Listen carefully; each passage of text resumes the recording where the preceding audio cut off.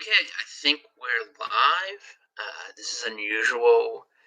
It's an early morning stream, which I don't do too often, but everyone's sleep cycle is a little bit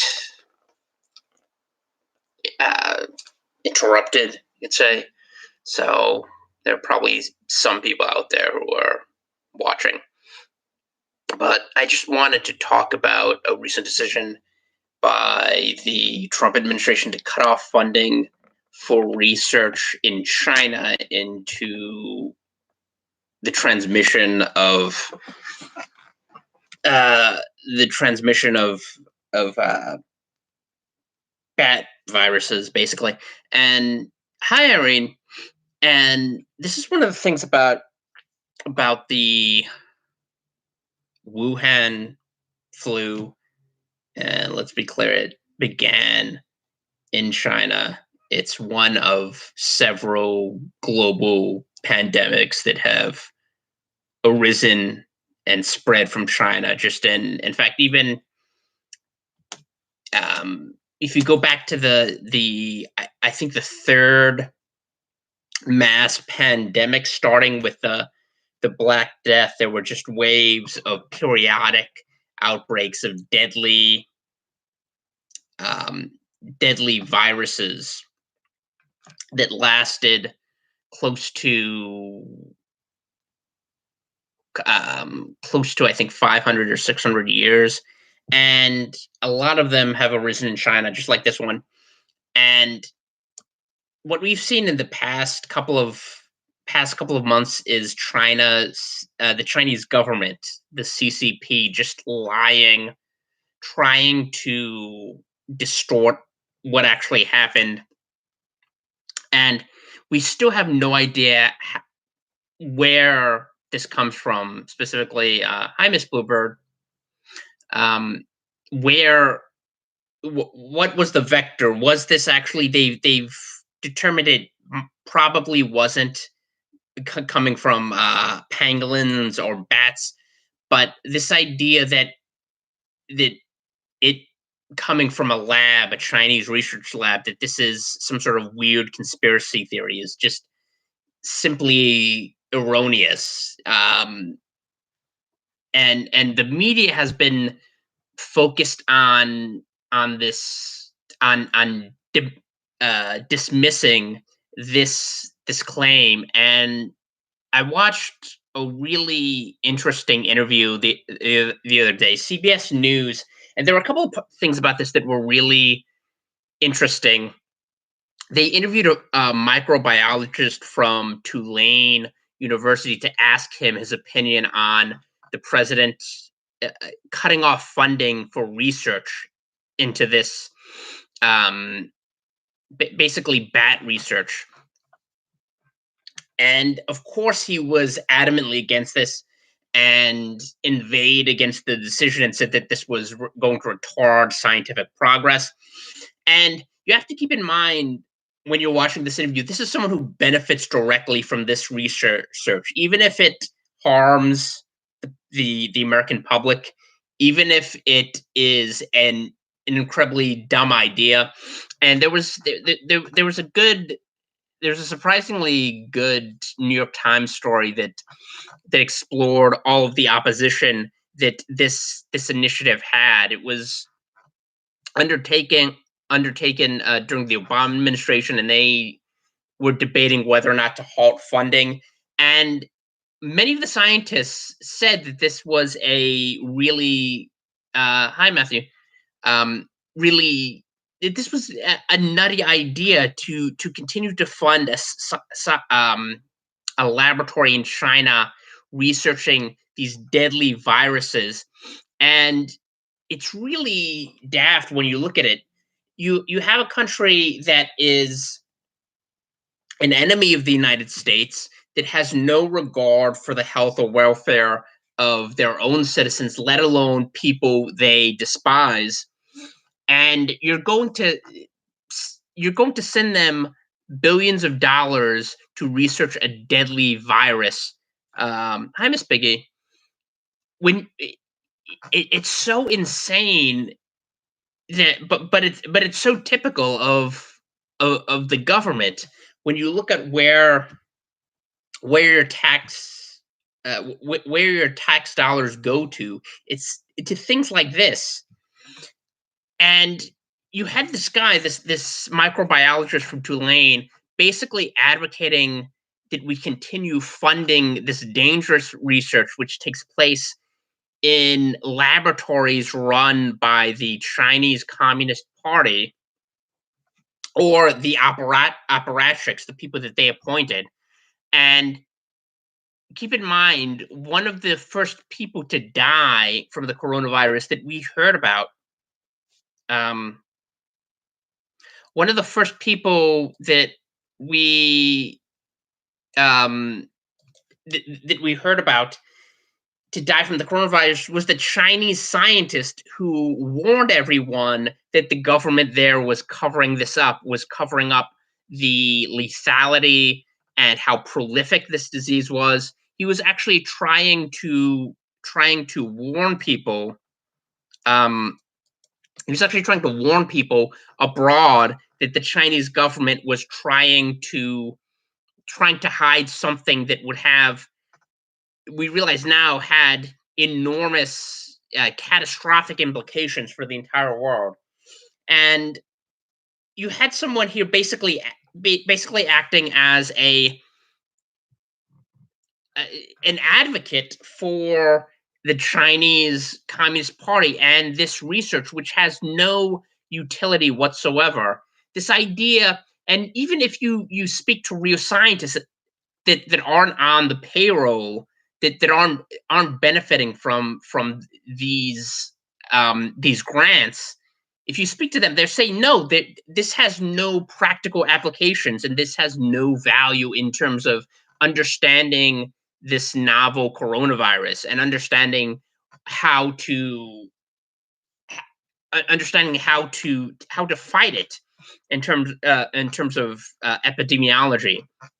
There's no practical worth to this. And yet you have this guy who was given 5 minutes of airtime on CBS, which has just been parroting Chinese communist talking points, like so much else of the press. Like I said in the other videos, there are only a few sources, really only one major newspaper, the Epoch Times, which is reporting the truth about what's happening in China and how and showing you their culpability for another deadly global pandemic. And I just wanted to talk about a little bit about the broader implications here, because this guy is not atypical. When you think of science, and you see so many lemmings now, particularly on social media, who just want to accept whatever someone who is dubbed a scientist says. And they don't realize a lot of science now is simply, um it's just another way for people to have their palms greased. When you see what sort of research is funded, what sort of scientific research is bankrolled, it's research that's politically useful. And you see this particularly with something like global warming or climate change, or whatever new terminology they're using to describe it these days. If you were trying to research warming, or climatic change, and you oppose the the prescribed ideology, they're not going to give you money. Mark Stein has pointed this out repeatedly. They're going, if you disagree with Michael Mann or or Al Gore, these people who have made a fortune by promoting climate change mythology, if you are interested in any research that contradicts them, you're not going to be given stipends or grants by the government. And this is something. So the idea that science is some sort of disinterested, um, or the science that we're told about is some sort of disinterested, neutral value system.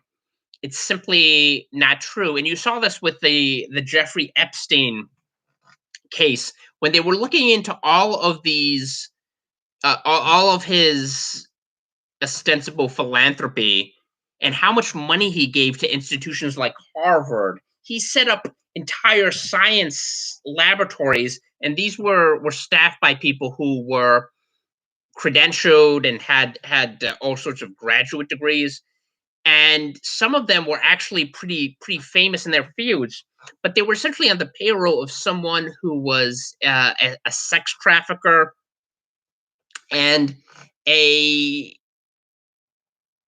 a, a criminal who was one of the most notorious um, sex offenders of the past decade, and they had no problems taking his money. And that's not even unusual.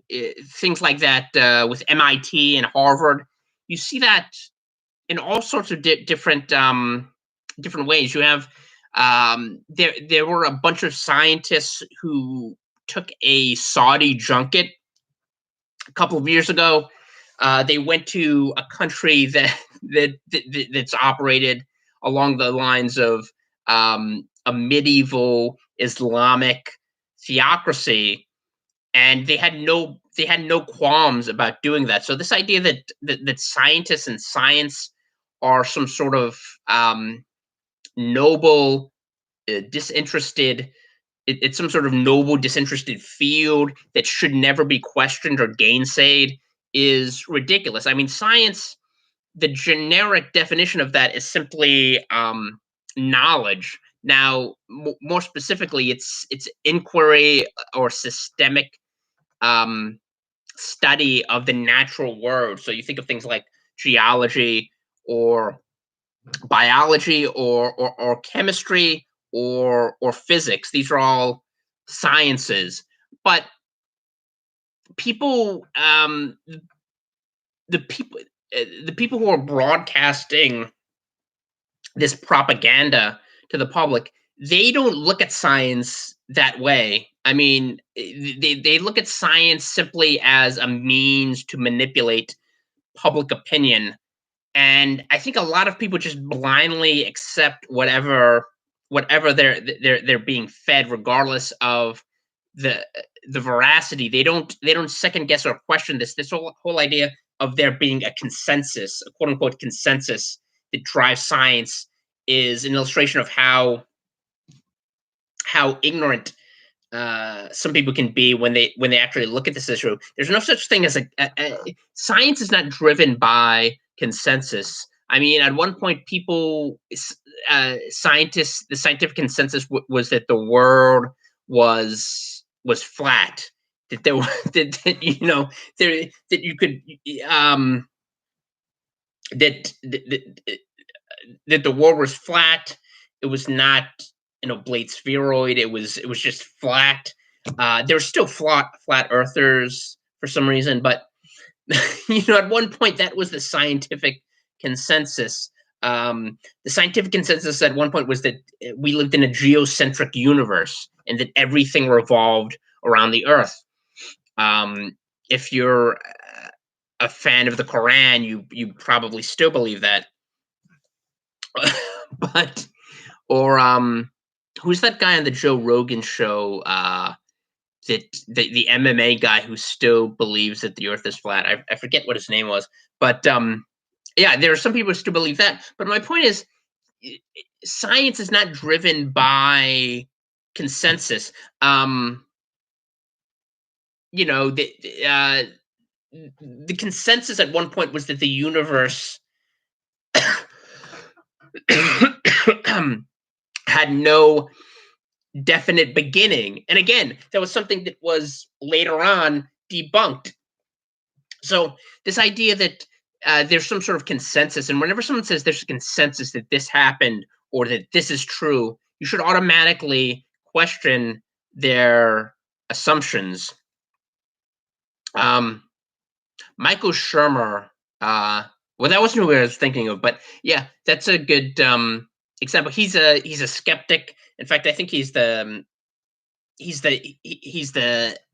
founder of Skeptic Magazine, or the editor, and that's another thing. When someone says they're a skeptic, yet they blindly accept certain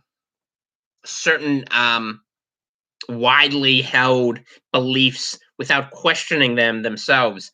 I think that's something people should investigate. But the coronavirus, the messaging you're seeing around the coronavirus is definitely shows you why you need to question what's sold to you as science, and ask yourself whether it really is science, whether this really is science, um, in the true sense, and inquiry into the natural world through observation, which is something that everyone